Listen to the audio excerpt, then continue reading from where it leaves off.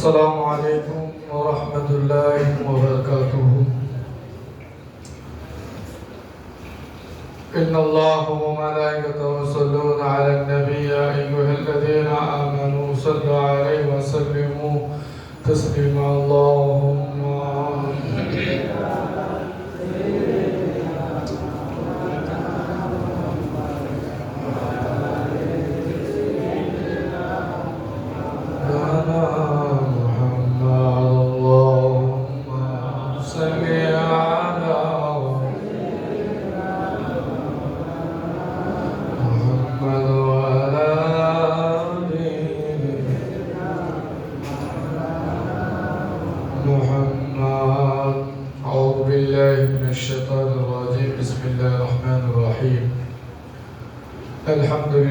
الحمد لله وكفى والسلام على عباده الذين اصطفى. ما بعد فأعوذ بالله من الشيطان الرجيم. بسم الله الرحمن الرحيم.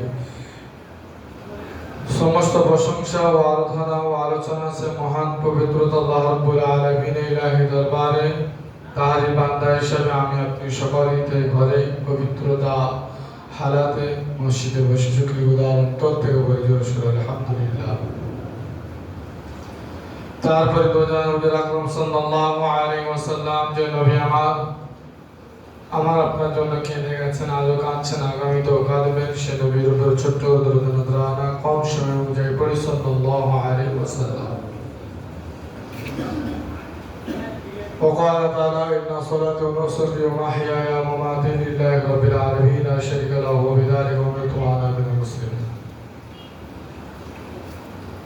मेरा मोहतरम दोस्तों, अल्लाह रब्बुल आलमीन আমার আপনার সামনে যে সময়গুলো চলছে, এরকমই সময় দিনের পর দিন ঘুরতে ফিরতে আসছে। জুম্মাটা যেমন ঘুরতে ফিরতে আসছে, যেমন সামনে ফের 2025 যেটা পেয়েছিলাম কোরবানি, ফের আনাওয়ালা ফের কোরবানি আসছে, কিন্তু আমার আপনার হায়াত কিন্তু রুখে আছে। হায়াত রুখে আছে। দিনের দিন মুসাফির হিসাবে আমরা রাস্তায় চলতেই কখন কোথায় মুসাফির হালাত শেষ হয়ে বলা যাবে। কিন্তু মেরা মহতরম দোস্ত, এই সময়গুলো আমরা আপনারা প্রত্যেকে যে হারে পার করে দিচ্ছি, এই সময়গুলো কিন্তু পাই দিন আল্লাহ হিসাব নেয়, জান্নাতে যাওয়া খুব কঠিন হয়ে যাবে। কিন্তু মেরা মহতরম দোস্ত, এ বিষয়ে আমার টপিক নিয়ে যে টপিকটাই বলতে যাচ্ছি, ইন্না সলাতি ওয়া নুসুকি ওয়া মাহইয়ায়া ওয়া মামাতি লিল্লাহি রাব্বিল আলামিন। ইন্না সলাতি ওয়া নুসুকি ওয়া মাহইয়ায়া ওয়া মামাতি লিল্লাহি রাব্বিল আলামিন। অর্থাৎ আমার জানি মাল ইবাদত বান্দেগি, সেটা কুরবানি, চাই নামাজ, চাই ইবাদত বান্দেগি, সব আমরা কার জন্য করেছি? ওমাতি লিল্লাহি রাব্বিল আলামিন। কার জন্য? রবের জন্য, আল্লাহ রাব্বুল আলামিনের জন্য করি না। আমাদের অন্য কোনো শর্ত আছে? লা শারীকা লাহু ওয়া বিযালিকা উমিরতু মিনাল মুসলিমিন। অর্থাৎ আমরা কোনোদিন এই ইবাদতের মধ্যে শিরিক করব না। করি শিরিক?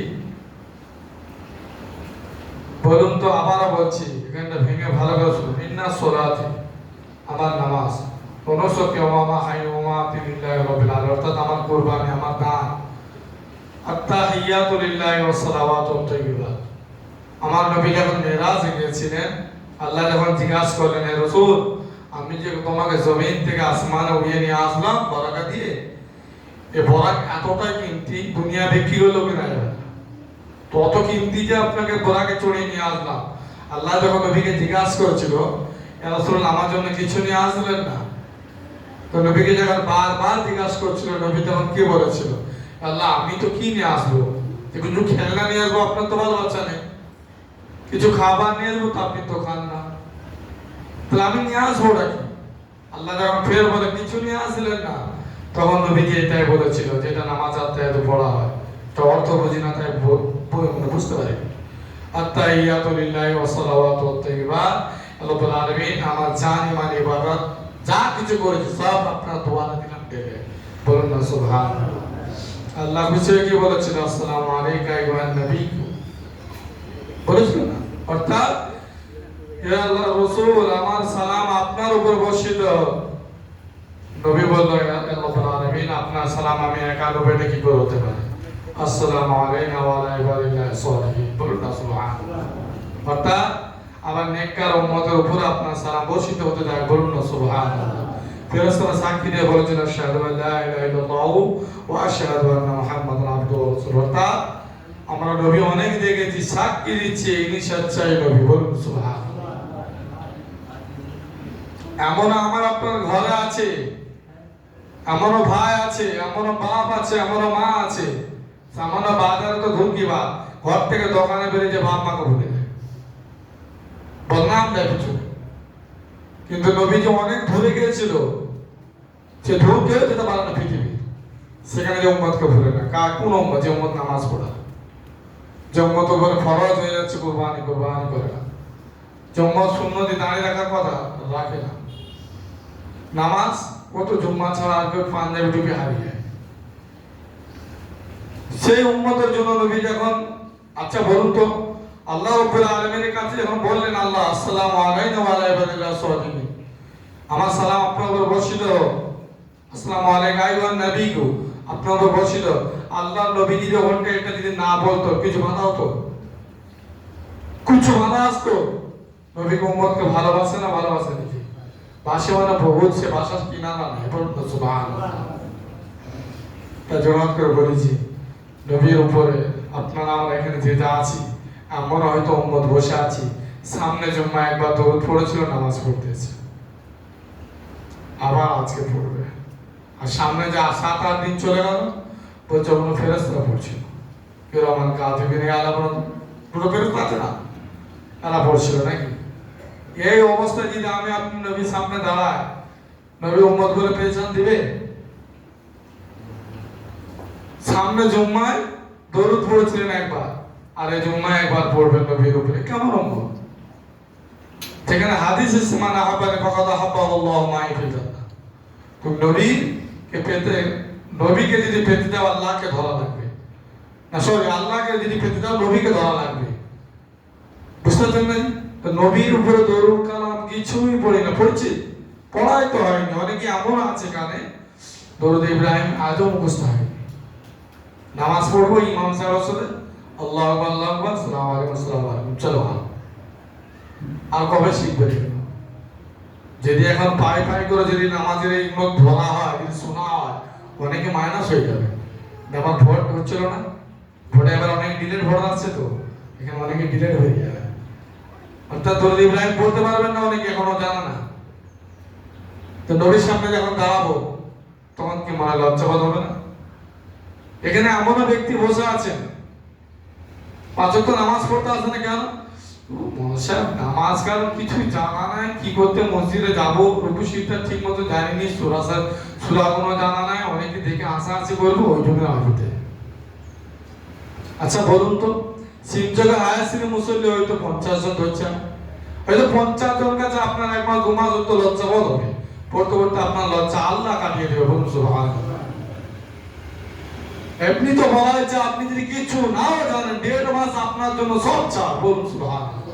অর্থাৎ প্রায় 40 দিন উপরে আপনি সুবহানাল্লাহ পড়লে আপনার নামাজ কবুল হয়ে যাবে। একটা পাক্কা মুমিনের নামাজ কবুল হতে পারে নাও পারে, আপনার কবুল হয়ে যাবে। বুঝতে পারছেন?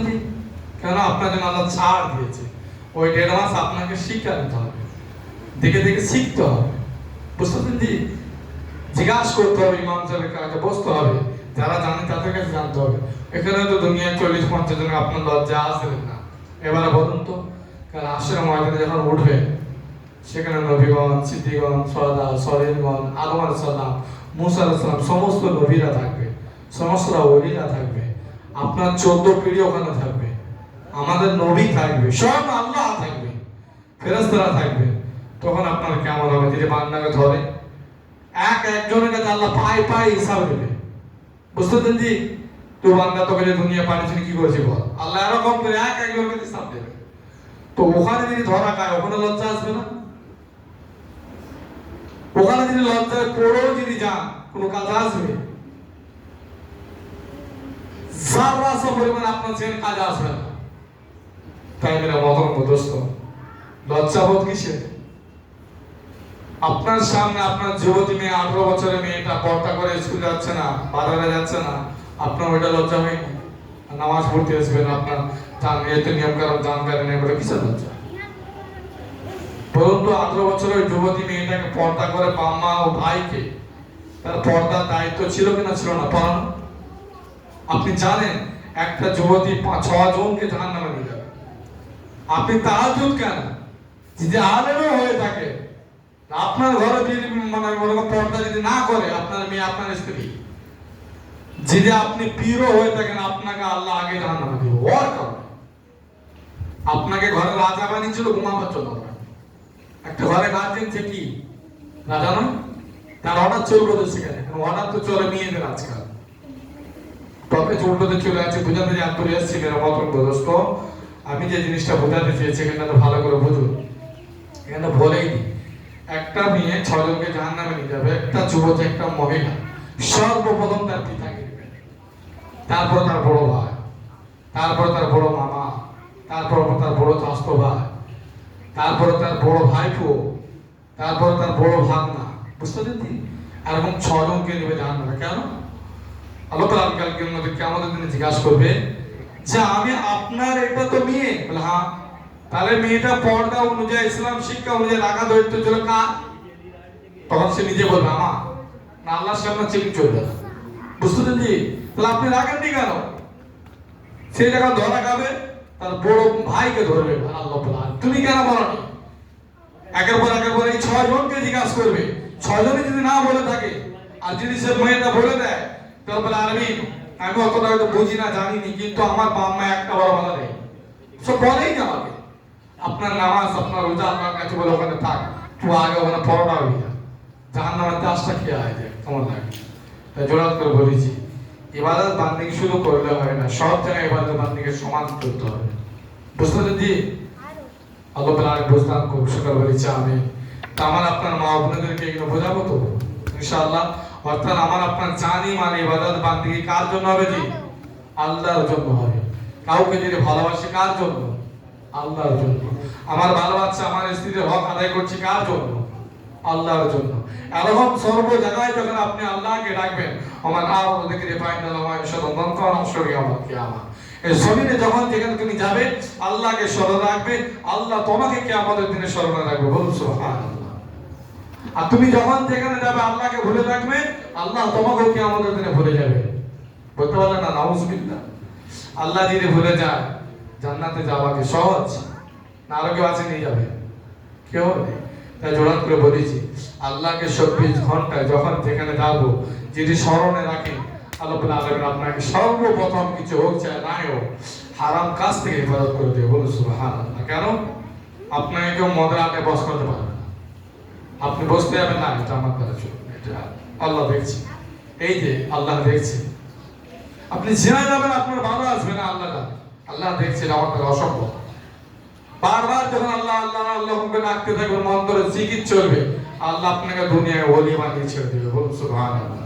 মনে রাখবেন না আলেম বলে পীর বলে যে সাচ্চা আলেম ওলি, কখনো না।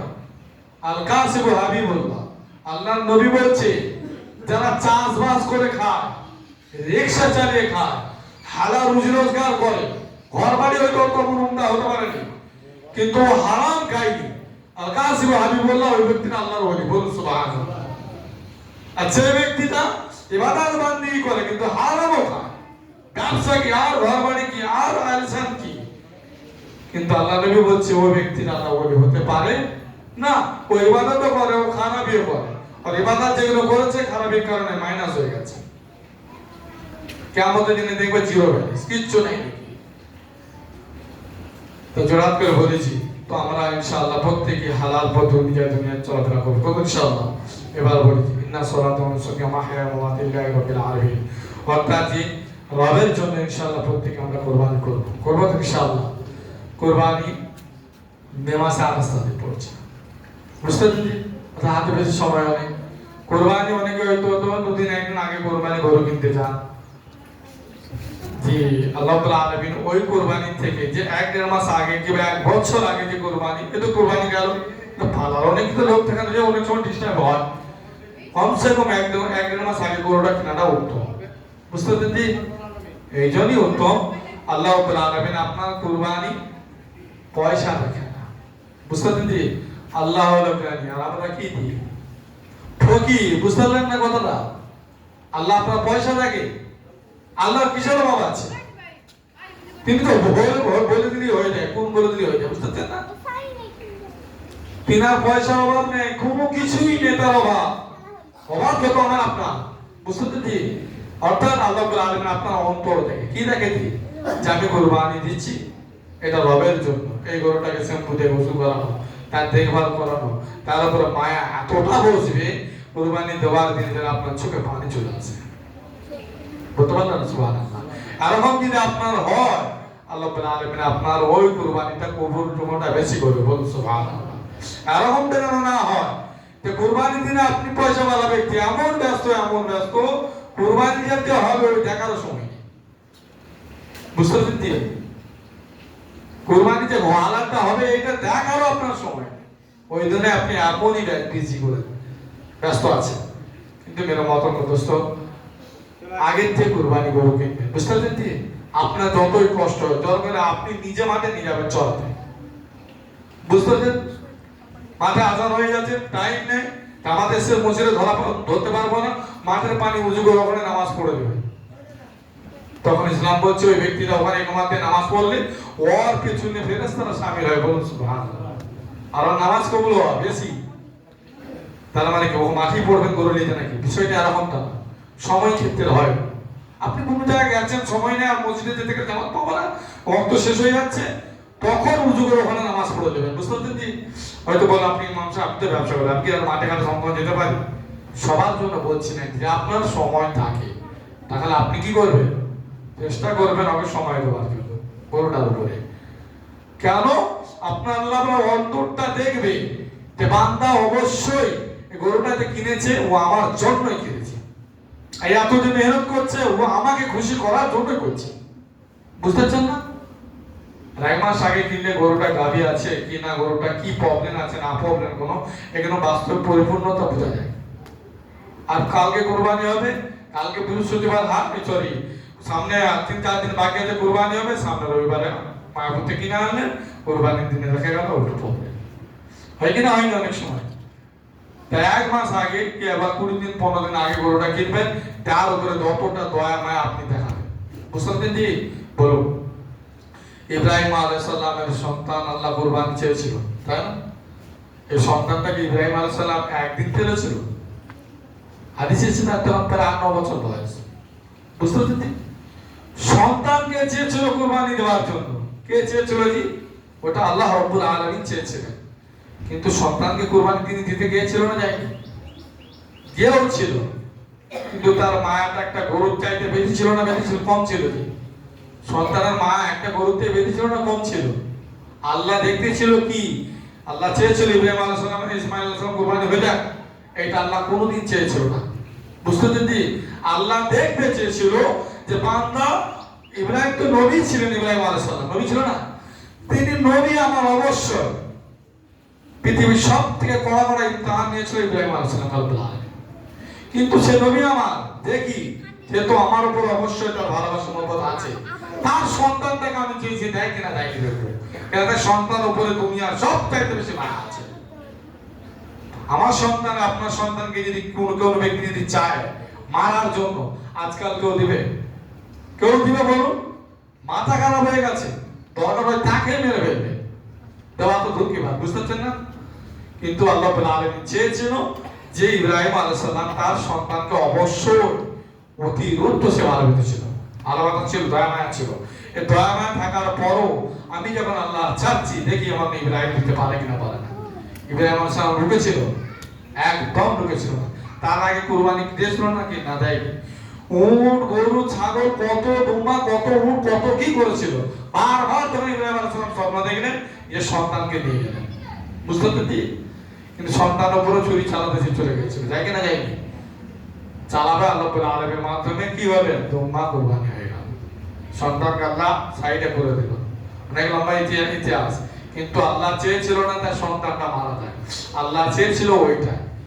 দেখি যে আমার জন্য কি করতে পারে। তো আমার আপনার কুরবানি এরকম দেবো, কারণ সন্তান উপরে যতটা দয়া মায়া অবশ্যই আছে।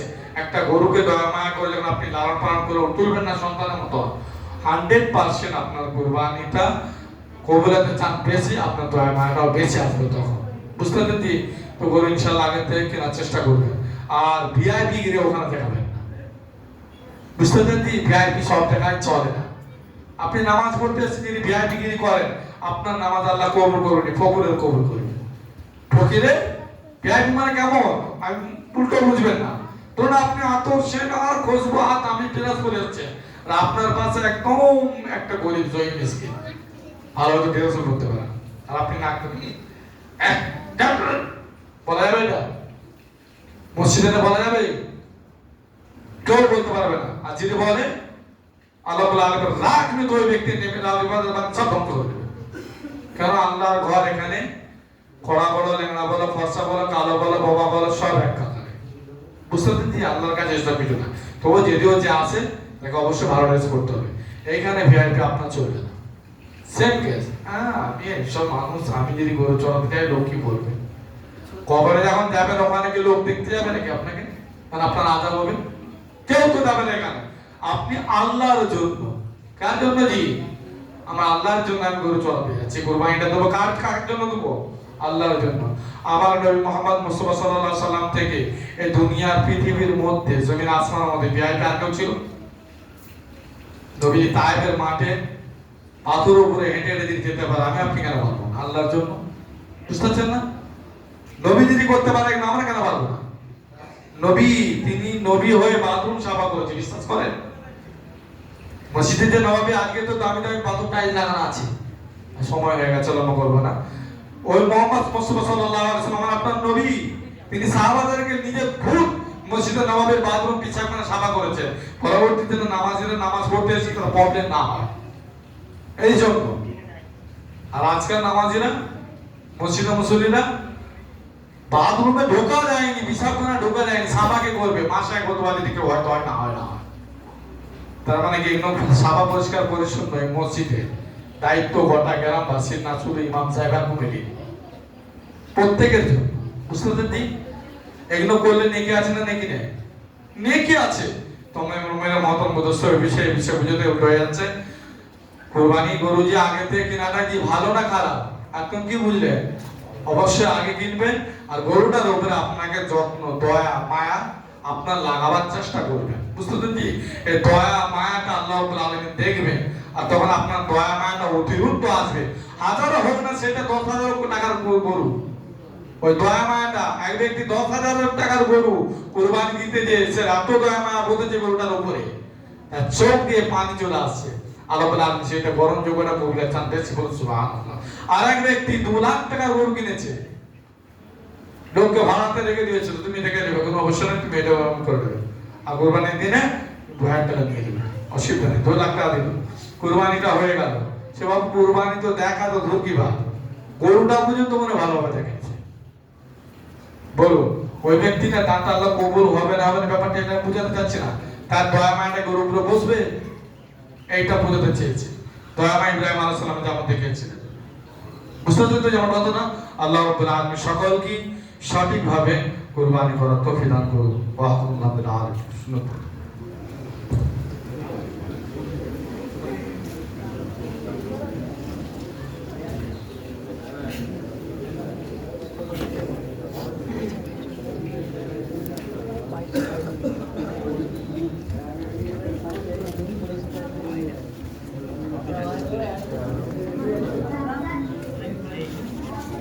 আমার একটু বুঝে গেলে ভাই ফোনটা